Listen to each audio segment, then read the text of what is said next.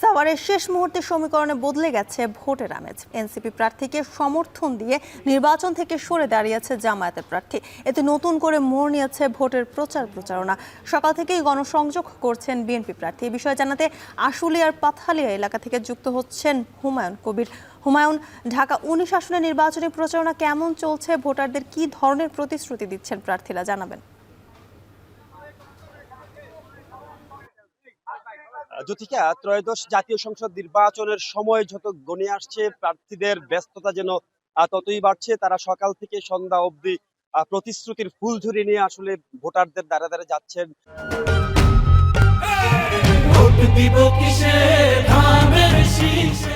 বিশেষ করে নারী ভোটারদের কাছে আমরা শুরুতে যেমনটি বলেছিলাম, তারা কিন্তু নারী ভোটারদের ধারে ধারে যাচ্ছেন এবং বিভিন্ন প্রতিশ্রুতি দিচ্ছেন। সাভারে 7,47,070 ভোট রয়েছে নারী ভোটারের সংখ্যা, কিন্তু অর্ধেকের মতো রয়েছে এবং তৃতীয় লিঙ্গের রয়েছে 13 জন ভোটার। তো আমরা দেখেছি প্রার্থী এবং সমর্থক যারা রয়েছে তারা কিন্তু ভোটারদের দ্বারে দ্বারে যাচ্ছেন। এই মুহূর্তে আমি রয়েছি আশুলিয়ার পাথালিয়া ইউনিয়নের নয়ারহাট এলাকায়।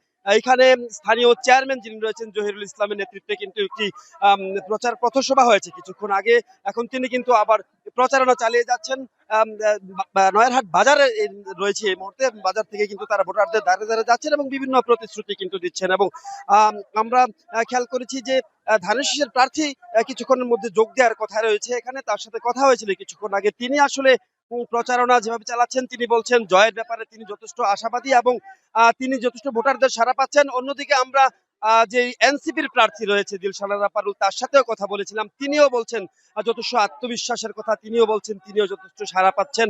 সব মিলে আসলে যে 12 তারিখ ভোট অনুষ্ঠিত হতে যাচ্ছে, 12 তারিখ যে ভোট অনুষ্ঠিত হতে যাচ্ছে দীর্ঘ 17 বছর পর, সেটির আমেজ কিন্তু পুরোপুরি লক্ষ্য করা যাচ্ছে। এবং ভোটার এবং প্রার্থী এবং সমর্থক যারা রয়েছেন তাদের মধ্যে কিন্তু এক ধরনের উত্তাপ বিরাজ করছে এবং তারা কখন 12 তারিখ আসবে তারা কিন্তু এই সময়টির অপেক্ষায় রয়েছেন। এবং ভোটারদের সাথে কথা হচ্ছে, তারা বলছেন